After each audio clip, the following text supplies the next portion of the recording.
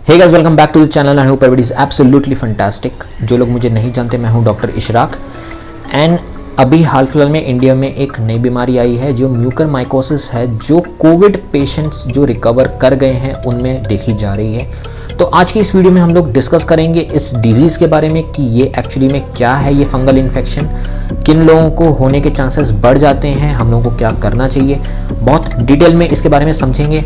So keep watching the video, will be back.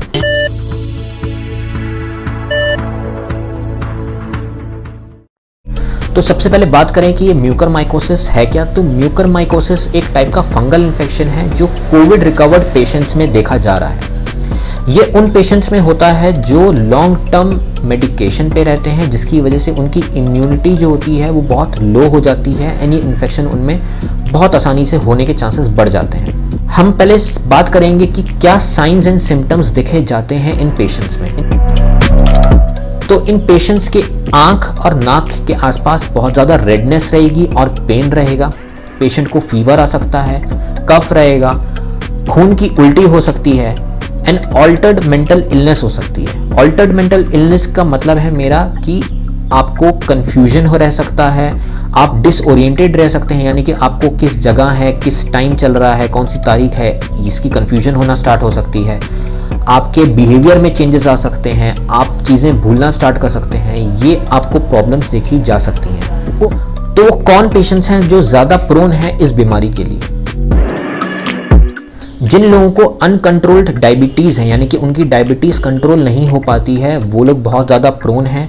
जो लोग बहुत लॉन्ग टर्म स्टेरॉयडल थेरेपी पे चल रहे हैं वो लोग प्रोन हैं। जिनका आईसीयू स्टे बहुत लॉन्ग हो गया है, जो बहुत लॉन्ग टर्म के लिए वेरिकोनाजोल थेरेपी पे चल रहे हैं, ये पेशेंट्स बहुत ज़्यादा प्रोन हैं इस फंगल इन्फेक्शन के लिए। तो कब हम सस्पेक्ट करें कि हमें फंगल इन्फेक्शन होने के चांसेस बढ़ रहे हैं?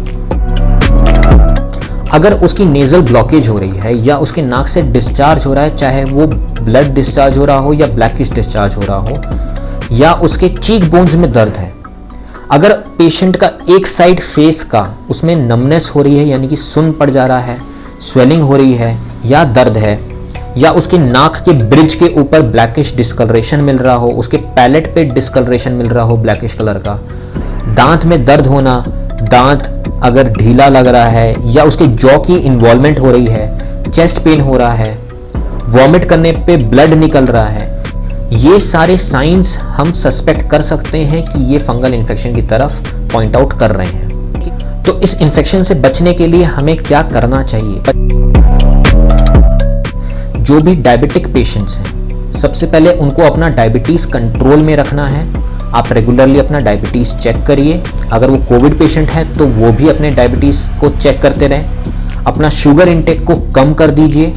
अगर आप स्टेरॉयडल थेरेपी पे चल रहे हैं तो आप अपने स्टेरॉइड्स को टाइमली लीजिए और जो एक्यूरेट डोज है बस उतना ही लीजिए। ज़बरदस्ती की अपने आप से डोजेज मत लीजिएगा। अगर आप ऑक्सीजन थेरेपी पे हैं तो ये बात का ध्यान रखिए कि आपका जो ह्यूमिडिफायर है वो बहुत ही स्टेराइल होना चाहिए, साफ़ होना चाहिए। और अपने एंटीबायोटिक्स और एंटी फंगल्स का इस्तेमाल बहुत ध्यान से करिए, अपने डॉक्टर के नज़र में ही करिए कि वो जिस हिसाब से प्रिस्क्राइब कर रहा है उस हिसाब से ही उसका इंटेक करिए। क्या चीज़ें हैं जो हम लोगों को नहीं करना चाहिए? तो अगर आपको कोई वार्निंग साइन दिख रहा है तो उसको इग्नोर मत करिए। प्रॉपर इन्वेस्टिगेशन करवाने के लिए आप हेजिटेट मत करिए। अगर आपका डॉक्टर आपको बोल रहा है कि आपको कल्चर करवाना पड़ेगा या आपको माइक्रोस्कोपिक इन्वेस्टिगेशन करवाने के लिए सैंपल देना पड़ेगा तो उसके लिए हिचकिचाइएगा मत। और अपना क्रूशियल टाइम ट्रीटमेंट से पहले का मत गवाइएगा। सही टाइम पे सही ट्रीटमेंट ले लेंगे तो उससे बेहतर हो जाएगा, आपका ट्रीटमेंट बहुत अच्छी तरीके से हो सकता है।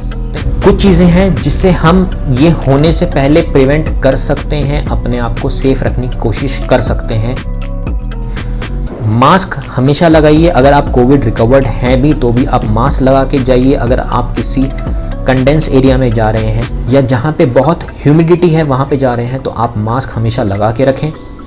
अगर आप मिट्टी में या मैन्योर्स के साथ या अपने गार्डन में कुछ कर रहे हैं तो कोशिश करिए कि आप जूते पहन के काम करें, फुल स्लीव्स शर्ट पहने, ट्राउज़र पहने, अपने आप को कवर्ड रखें अगर आप ऐसी चीज़ों के कांटेक्ट में आ रहे हैं। अपना पर्सनल हाइजीन हर वक्त मेंटेन करके रखें। ये बहुत इंपॉर्टेंट है किसी भी बीमारी के अगेंस्ट लड़ने के लिए, ऐसे फंगल या बैक्टीरियल इन्फेक्शंस के अगेंस्ट। अब अगर सपोज किसी को ये इन्फेक्शन हो रहा है, फंगल इन्फेक्शन हो जाता है, तो उनको क्या करना चाहिए? सबसे इम्पॉर्टेंट यही है कि आपको अपना शुगर को कंट्रोल करना है। आप अपना शुगर रेगुलर मॉनिटर करते रहिए, अपने शुगर को कम करने की कोशिश करिए। अगर आप कोई ऑनगोइंग स्टेरॉयडल थेरेपी पे हैं तो अपने डॉक्टर के साथ कंसल्ट करें और उसको रिड्यूस करने की कोशिश करें जो आपका डोज चल रहा है। अगर आप इम्यूनोसप्रेसेंट ड्रग्स पे हैं तो उनको रिड्यूस करने की कोशिश करें। हो सकता है अगर फंगल इन्फेक्शन बढ़ जाए तो आपको सर्जिकल डिब्राइडमेंट की जरूरत पड़े, यानी कि हो सकता है कि आपको एक छोटी मोटी सर्जरी करा के वो चीज़ को निकालने की जरूरत पड़ जाए। सही टाइम पे अपने डॉक्टर के साथ कंसल्ट करना बहुत इंपॉर्टेंट है।